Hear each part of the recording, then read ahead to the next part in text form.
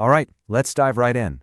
Today we're unpacking a truly revolutionary idea, but one that's been hiding in plain sight for decades. It all comes from John Bogle's absolute classic, The Little Book of Common Sense Investing. Bogle kicks things off with a really interesting puzzle. Investing, at its core, should be a winner's game. You're owning businesses, you're sharing in their profits and growth, the pie gets bigger for everyone. So why then do so many regular investors end up losing? Where does it all go so wrong? Well, to really get to the bottom of this, Bogle tells a super simple story, and it perfectly captures the two very different games being played in the stock market.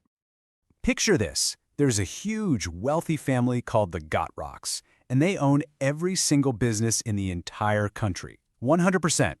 All the profits, all the growth, it all belongs to them. Life is good. But then a bunch of helpers show up, brokers, fund managers, advisors. And they convince the family members that they can get an edge over each other if they just start trading their shares back and forth. The thing is, the family's total wealth doesn't actually grow from all this shuffling around. But now they have to pay the helpers for all this activity.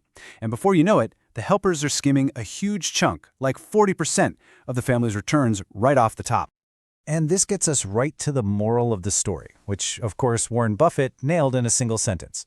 All that activity, all that motion, it doesn't create any new wealth for the investors.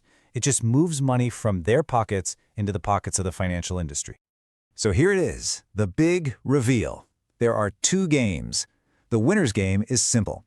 You just own a piece of every business and you collect your share of the profits. The loser's game is trying to outsmart everybody else.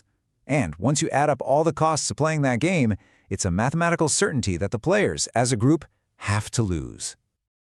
Okay, so we're talking about costs, but just how bad are they, really? Are we talking about a small leak? No, we're talking about a giant hole in the bottom of your financial boat. And these costs, they come in all shapes and sizes. You've got the obvious ones, right? Like management fees. But then there are the sneaky ones, the hidden costs a fund runs up when it's constantly buying and selling stocks. Put them all together, and they act like a massive anchor, just dragging your returns down year after year.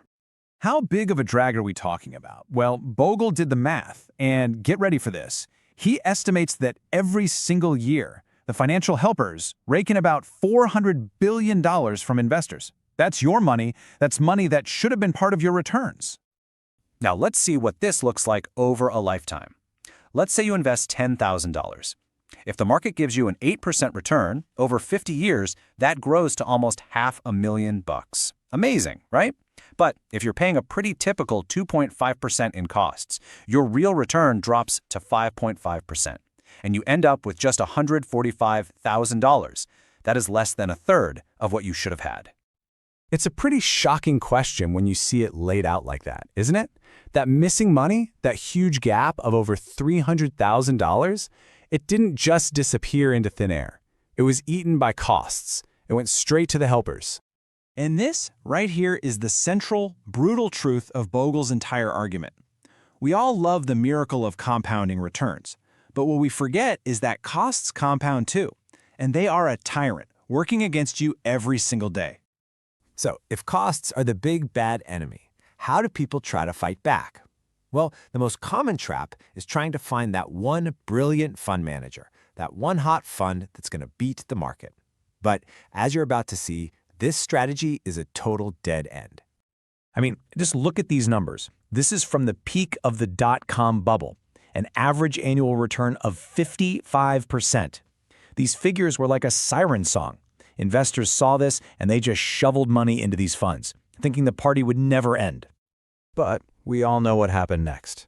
The bubble burst. And it was a catastrophe for these funds. The same high flyers came crashing back down to earth, losing an average of 34% per year for the next 3 years.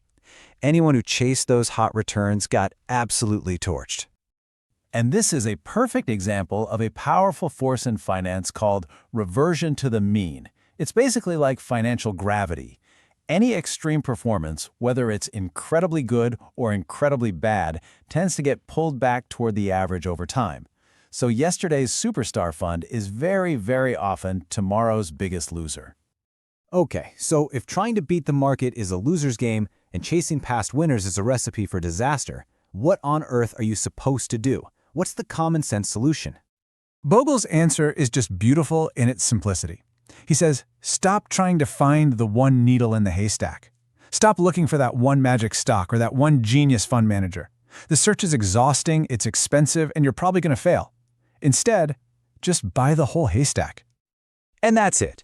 That is the incredible, powerful idea at the very heart of this book. It's a strategy that absolutely guarantees you'll get your fair share of all the value created by every business in the economy. The tool you use to buy the haystack is the classic index fund. It's so simple. It just buys a tiny piece of every stock in the market, and then it just holds on. There are no fancy managers making bets, no expensive trading churning the account, just pure, simple, low-cost ownership. So this all sounds great, right? But how do you actually put this powerful idea into practice? Well, the strategy is just as simple as the idea itself. It really just comes down to 4 basic steps. First, figure out your mix of stocks and bonds. Second, use low-cost index funds to build your portfolio. Third, and this is honestly the hardest part, never peek. Just ignore the crazy day-to-day noise of the market. And finally, number 4, stay the course. Remember, this is a marathon, not a sprint. And to help you stay the course, just burn these simple rules into your brain. What businesses actually earn in the real world is what matters, not the market's wild speculation. Owning those businesses is how you win. Trying to outsmart the market is how you lose. Your 2 biggest enemies are paying too much in costs and letting your emotions get the best of you. In investing, the simplest path is almost always the smartest one. And look, it's not just Bogle who figured this out. The godfather of value investing himself, Benjamin Graham, the guy who mentored Warren Buffett, he came to the very same conclusion. It just doesn't make any sense to pay high fees for bad results when you can get the market's return for next to nothing. But maybe the highest praise of all comes from Nobel Prize-winning economist Paul Samuelson. He said the index fund was on the same level as the invention of the wheel and the alphabet. Think about that. He saw it as a fundamental tool that just profoundly and simply makes our lives better. And it's the one tool that lets every single one of us win the game just by using a little common sense.